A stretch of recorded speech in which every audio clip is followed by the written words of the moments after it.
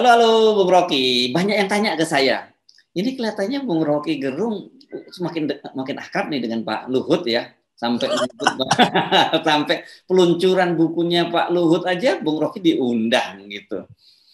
Ini orang selalu bertanya, udah dapat komisaris belum, Rock? Udah cair belum?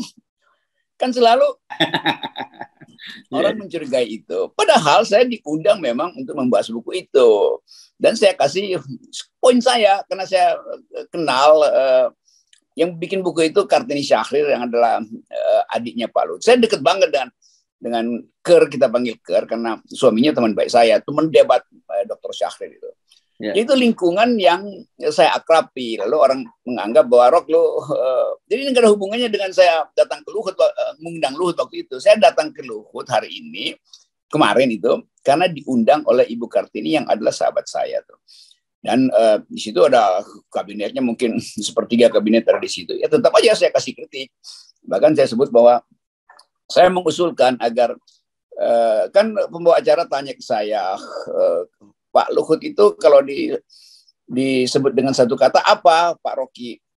Terus dia tambahin, saya kasih clue deh Pak Rocky, bunga apa dia? Ya saya dengan cepat menjawab itu adalah mawar.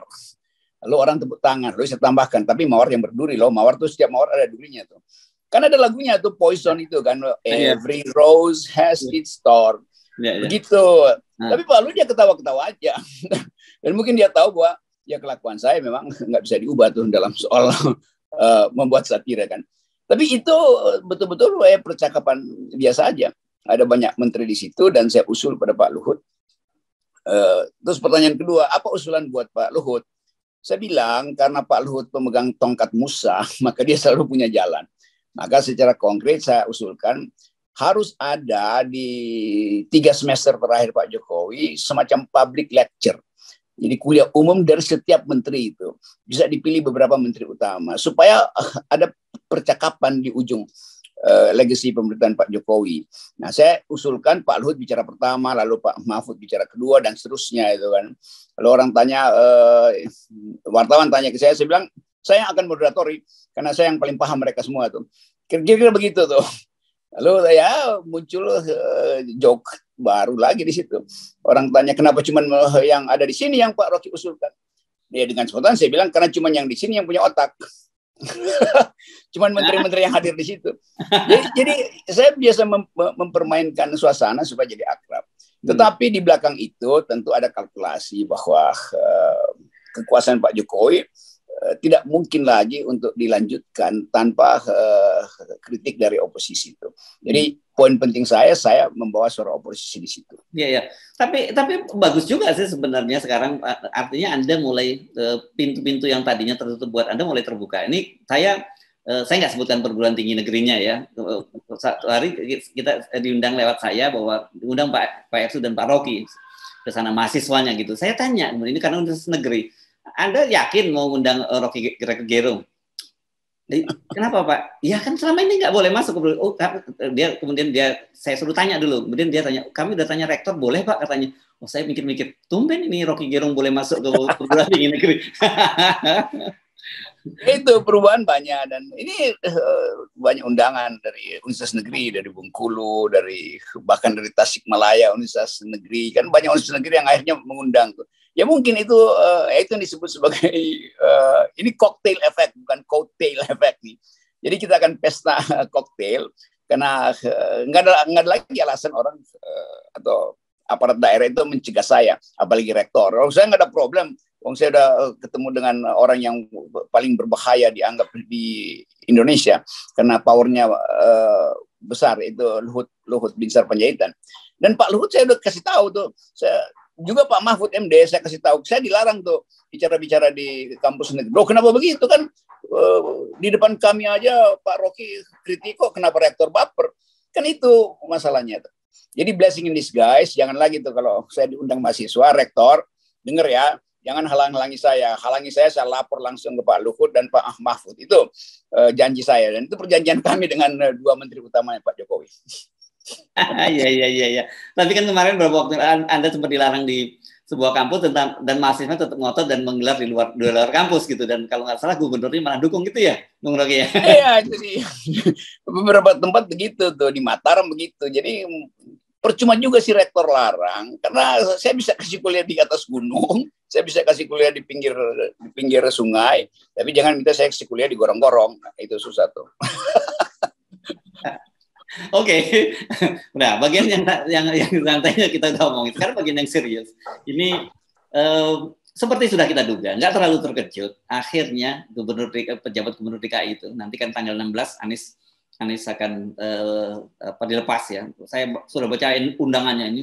Seluruh warga Jakarta diundang gitu untuk melepas Anies Baswedan pada tanggal 16 Oktober, dan kelihatannya ini ada mobilisasi massa besar-besaran, bukan dari Pemprov tentu ya. Pasti kalau sekarang watak dari para birokrasi kita hafal, begitu siap-siap Anies sudah pergi, mereka pasti akan siap-siap loncat, tapi juga yang bagian tinggi-tingginya udah mikir, tapi kita mesti tetap jaga komunikasi dengan Anies, siapa tahu dia jadi presiden, kan gitu. Ini sudah dipilih akhirnya, namanya Heru Budi Hartono ya, ini pejabat sekarang Kepala Sekretariat Kepresidenan, Kasetpres, dan sebenarnya dulu ini adalah salah satu pejabat, kalau nggak salah, yang mengelola masalah aset di eranya Ahok gitu. Akhirnya kesampaian juga mereka menguasai wali kota DKI Jakarta ini, Bung Rocky. Ya, jadi seolah-olah itu gubernur DKI itu jadi semacam pertaruhan politik, sehingga ada unsur balas dendam. Pada akhirnya Ahok kembali ke situ. Ya, Ahok sendiri udah nggak peduli sebetulnya karena kesibukan macam-macam dari Ahok tuh.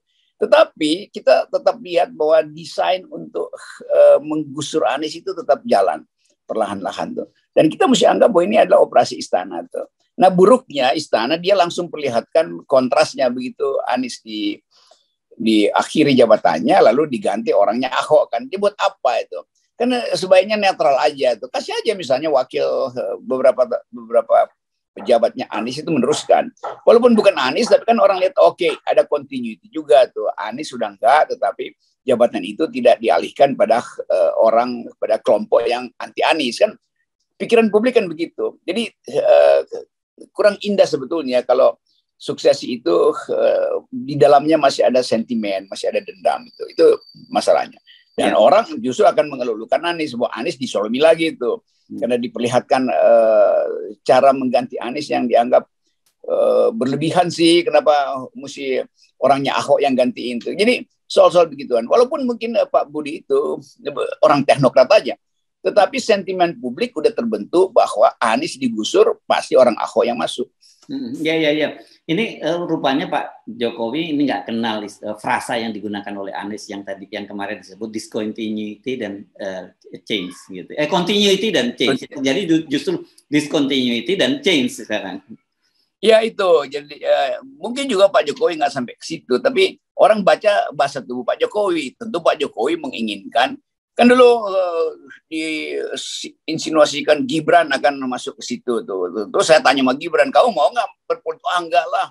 Waktu Gibran ketemu saya tuh. Dan kan itu saya yakin bahwa ini bukan Gibran tuh, karena mungkin terlalu kontroversi ya kalau tiba-tiba Gibran diarak-arak situ kan.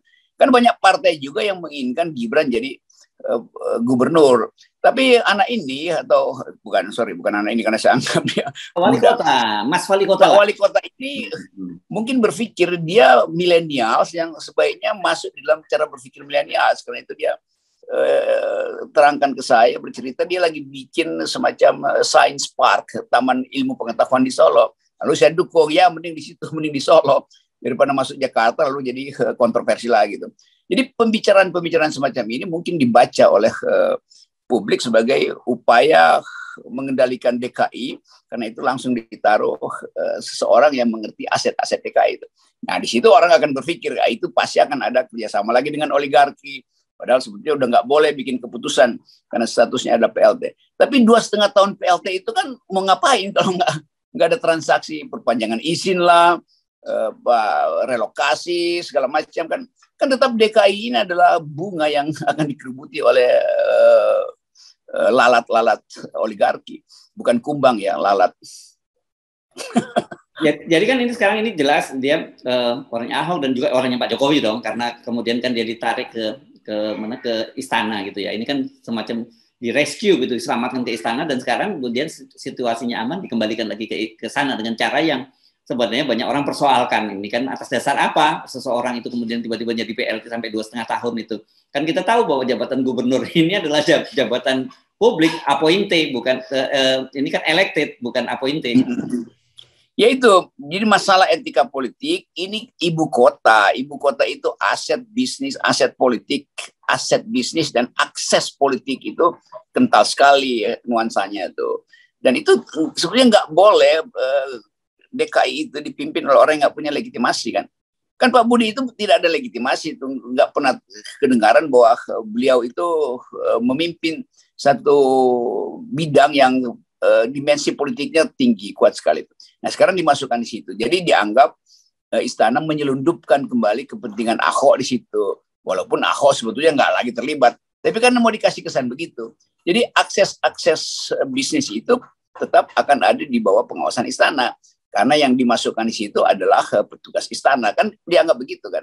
Dengan segala hormat pada Pak Budi yang nggak tahu dimensi politiknya, tapi dia ditaruh di situ untuk dikendalikan, gampangnya begitu. Nah, itu bahayanya rejim yang mau mengendalikan, padahal Jakarta butuh legitimasi.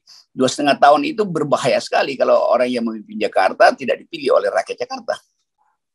Ya, jadi kan satu mungkin buat istana lumayan lah, udah mulai bisa disingkirkan lah. Selama ini kan terlalu mengganggu itu, walaupun terhalang oleh Monas, tetap saja Balai Kota DKI itu kalau dilihat dari Istana Merdeka itu mengganggu banget gitu ya.